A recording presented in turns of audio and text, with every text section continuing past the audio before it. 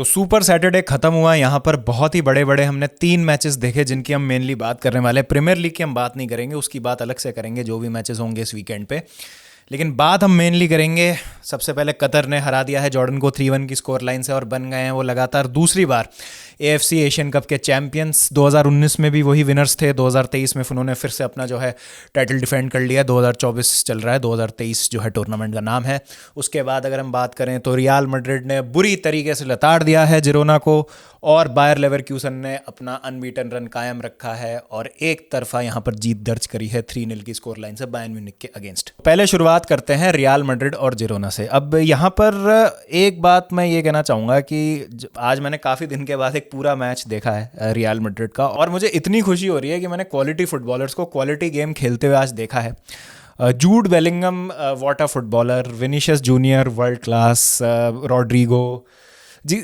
देखो बात यह है कि इन फुटबॉलर्स की हमने ना बहुत तारीफ़ कर ली, बहुत ज़्यादा हमने इनके बारे में गुणगान गा लिए हैं इस सीज़न ऑलरेडी, और लास्ट कुछ सीज़न से ही हम इस पूरी स्क्वाड की जो है तारीफ़ें करते आए हैं।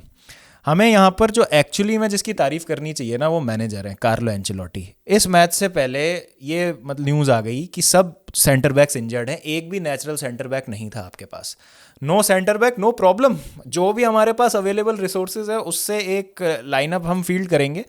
और क्वालिटी इतनी ज़्यादा है इस रियल मैड्रिड टीम में, आप जब देखें तो बर्नाबाओ का एटमॉस्फेयर बहुत ही शानदार, और जिस तरीके से स्कोरिंग ओपन करी है विनीशियस जूनियर ने, एक बिल्कुल फीफा-एस्क गोल मारा है, फार पोस्ट पे बीट कर दिया कीपर को और एकदम ऐसा फिनिश शॉट मारा है, आप ऐसा लग रहा था वीडियो गेम चल रहा हो कोई। तो रियल मैड्रिड की जो इंडिविजुअल क्वालिटी है ना, वो किसी भी टीम का टैक्टिकल प्लान, वो कैसे खेल रहे हैं, उनका एक अप्रोच गेम का, और जिस भी तरीके से वो कोई भी गेम प्लान लेके आते हैं, रियल मैड्रिड की क्वालिटी उस गेम प्लान को बिल्कुल धराशायी कर सकती है। चाहे वो विनीशियस का पहला गोल हो, चाहे बेलिंगम का दूसरा गोल हो। आप वो विनीशियस की बॉल देखिए, जो बेलिंगम को बॉल डाली है विनीशियस ने आउटसाइड ऑफ द फुट से, बहुत ही शानदार बॉल। और Jude Bellingham I think is the guy जो इस खेल को बचाएंगे, मतलब he would be the one who will save the sport. No Mbappe, no Haaland, in my opinion जो नेक्स्ट जनरेशन का फेस होगा, the poster boy of football for upcoming years will be Jude Bellingham. इतनी ज़्यादा मतलब खुशी होती है ना मुझे जूड बेलिंगम को खेलते देखते हुए। मतलब जब हम रोनाल्डो को देखते थे या मेसी को देखते तो खुशी होती थी इन फुटबॉलर्स को खेलता देख के, जूड बेलिंगम को खेलता देख के खुशी मिलती है बहुत ज़्यादा। कोई ऐसी चीज़ नहीं है जो ये बंदा नहीं कर सकता। आप इसको सेंटर मिडफील्ड में खिला लो, ये वहाँ पे खेल लेगा। आप इसको बोलो बॉल जीतनी है, फिजिकल थोड़ा सा दिखना है अपने को मिडफील्ड में, थोड़ा सा हाउंड करना है सामने वाली टीम को, वो ये बंदा कर देगा। He is effectively playing as a striker, shadow striker खेल रहे हैं, जिस तरीके से लेट अराइव करते हैं बॉक्स में। He can take on his man, pace बहुत बड़ा ज़बरदस्त है, फिजिकलिटी बहुत शानदार है, फिनिशर बहुत लाजवाब हैं। आई थिंक कुछ 29 गेम्स में 28 गोल्स और असिस्ट हो गए हैं। तो ये एक वर्ल्ड क्लास सुपरस्टार और जनरेशनल टैलेंट की निशानी है, और ये कुछ बहुत ही स्पेशल हम अपने सामने अनरेवल होते हुए देख रहे हैं।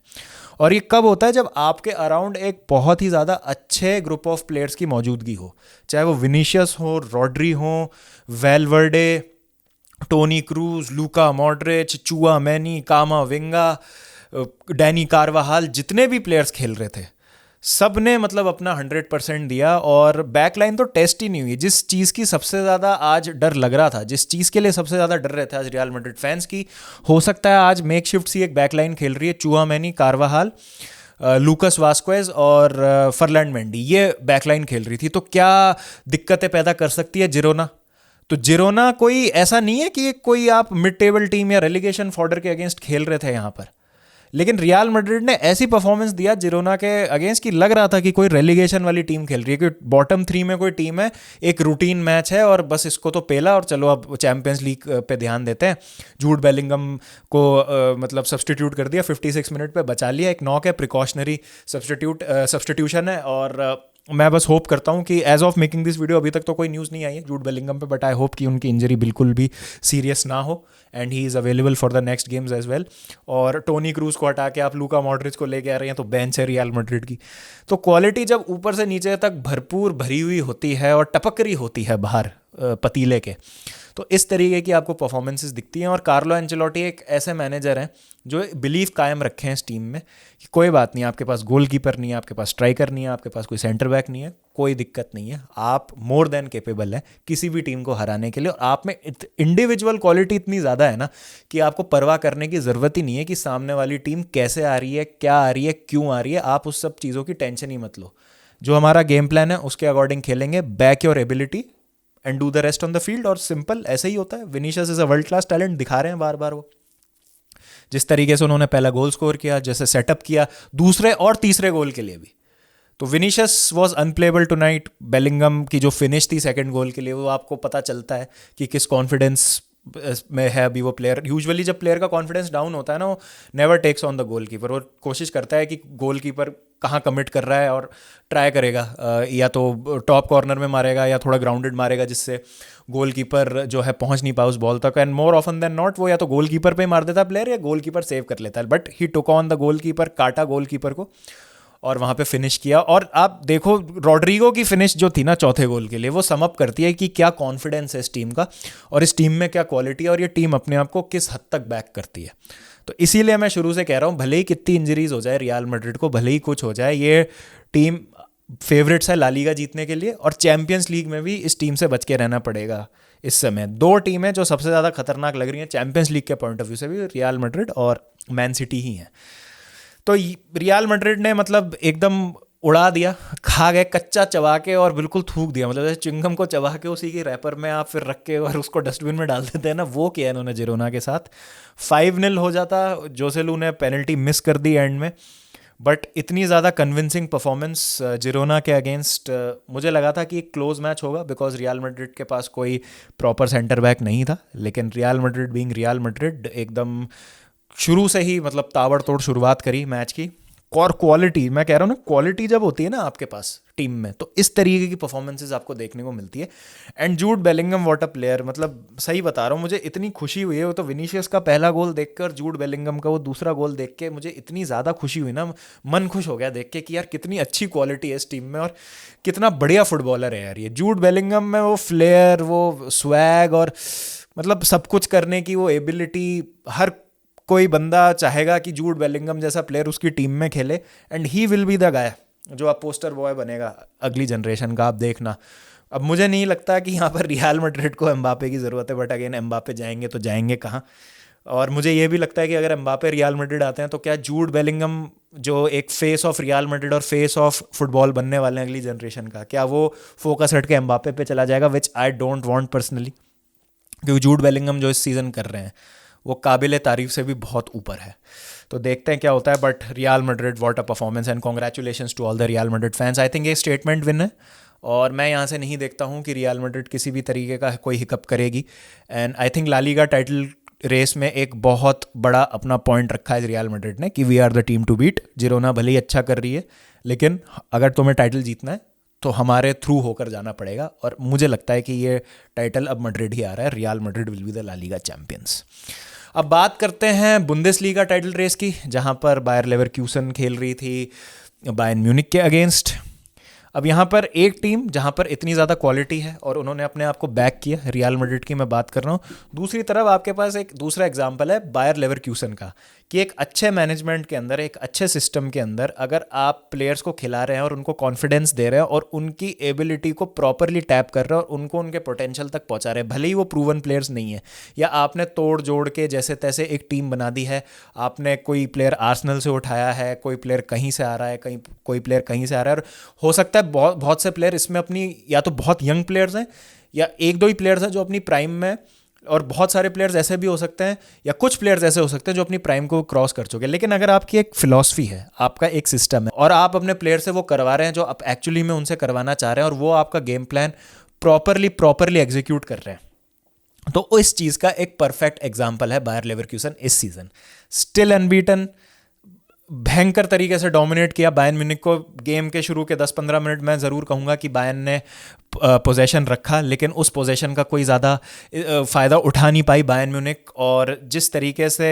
जो विंग बैक्स हैं, फ्रिम्पोंग राइट पे, ग्रिमाल्डो लेफ्ट पे, जो प्रॉब्लम्स क्रिएट करते हैं ऑपोजिशन के लिए, आज फिर से ही सेम गेम प्लान था ज़ाबी अलोंसो का। और brilliant I think performance Bayer Leverkusen की। बायर्न म्यूनिख अपने आप को ये ब्लेम कर रही होगी कि कितना घटिया उनका आज डिफेंस था। 2 पासिस में उनकी लाइन खुल रही थी, हाफ स्पेसेस में बहुत आसानी से आ रहे थे बायर लेवरक्यूसन के प्लेयर्स। उसके बाद हम बात करें जो पहला गोल स्टैनिसिच ने मारा, एक सेट पीस से था, सो गया पूरा बायर्न का डिफेंस, स्विच ऑफ हो गए।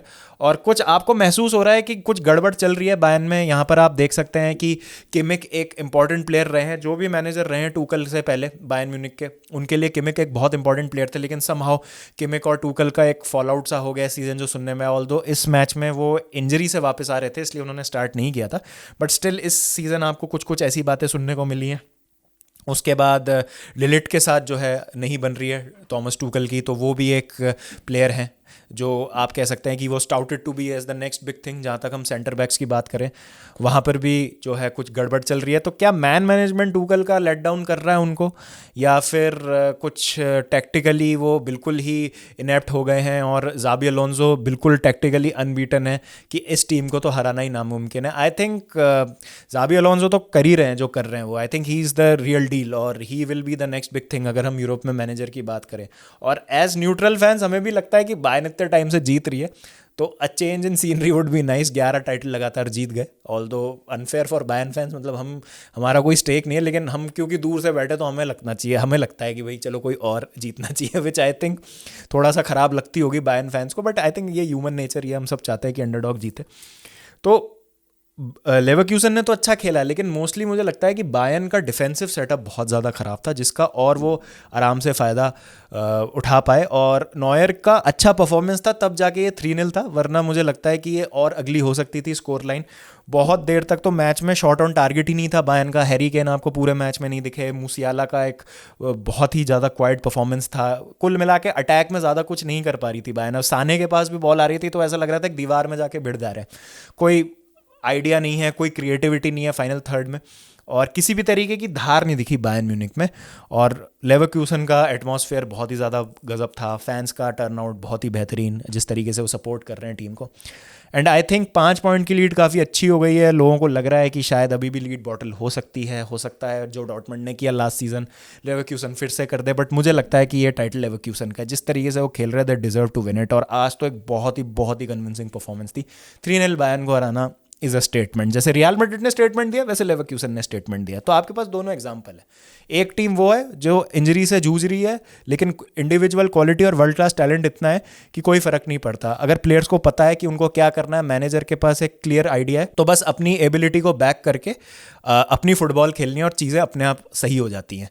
इधर टैक्टिकल सिस्टम और सारी चीज़ें इतनी पिन पॉइंट है कि जो भी प्लेयर्स हैं, चाहे वो वर्ल्ड क्लास टैलेंट्स नहीं हो, चाहे वो आपने जोड़ तोड़ के बनाई हो, चाहे वो बहुत यंग फुटबॉलर्स हो, इनएक्सपीरियंस फुटबॉलर्स हो, लेकिन आपकी अगर फिलॉसफी क्लियर है और आपका मैन मैनेजमेंट अच्छा है, आप बैक कर रहे हैं प्लेयर्स को, तो आप उनसे उनके 100% पोटेंशियल पे उनको परफॉर्म करा सकते हैं।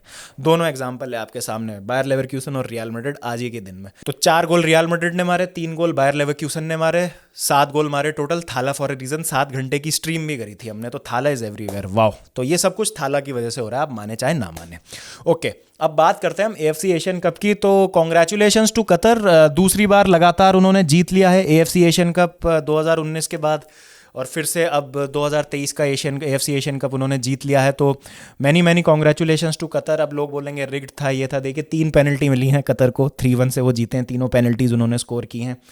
मुझे लगता है तीनों ही पेनल्टीज़ थी। अब लोग यहाँ बोलेंगे अरे बाबा तुम तो कतर होके आए हो, तुम्हारा तो ये है, तुम्हारा तो वो है, बट मुझे ऐसा लगता है कि तीनों ही पेनल्टीज सही दी थी और रिग्ड विग्ड जैसी कोई चीज़ नहीं थी। बात यहाँ पे मैं करना चाहता हूँ जॉर्डन की। आई थिंक ब्रिलियंट टूर्नामेंट रहा है जॉर्डन का।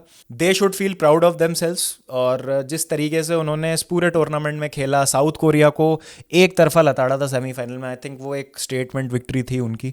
और इस मैच में भी एंड तक उन्होंने फाइट किया, बिल्कुल 1-1 से जो है बराबर कर लिया था मैच, बट अनफॉर्चुनेटली उनके लिए थोड़ा सा आप कह सकते हैं कि इंटेंसिटी वो एंड में मैच नहीं कर पाए कतर की। सिली फाउल्स कमिट कर दिए बॉक्स में लास्ट में 2, और जिसकी वजह से उनको जो है फिर खामियाजा भुगतना पड़ा। अल्टीमेटली कतार ने अपने नाम कर लिया चैंपियनशिप। लेकिन तो जॉर्डन का एशियन कप के फाइनल में पहुंचना हमारे लिए एक रिमाइंडर है कि ज़रूरी नहीं है कि आप एक बड़े नेशन हो या आप एक ट्रेडिशनली बहुत वेल स्टेब्लिश्ड नेशन हो तभी आप फाइनल तक पहुंच सकते हो। आपको साउथ कोरिया या जापान या कतर या सऊदी अरेबिया ही होने की ज़रूरत है, तभी आप अच्छा कर सकते हैं। अगर हम फुटबॉल की बात करें, अगर आपकी प्रिपरेशन अच्छी है और स्टेप बाय स्टेप इंप्रूवमेंट हो रहा है आप पे, तो आप अच्छा कर सकते हैं, आप अच्छा परफॉर्म कर सकते हैं। इस टूर्नामेंट से पहले जॉर्डन की रैंक 87 थी, अब ऑल दो बहुत ज़्यादा अब ऊंची उनकी रैंक हो जाएगी।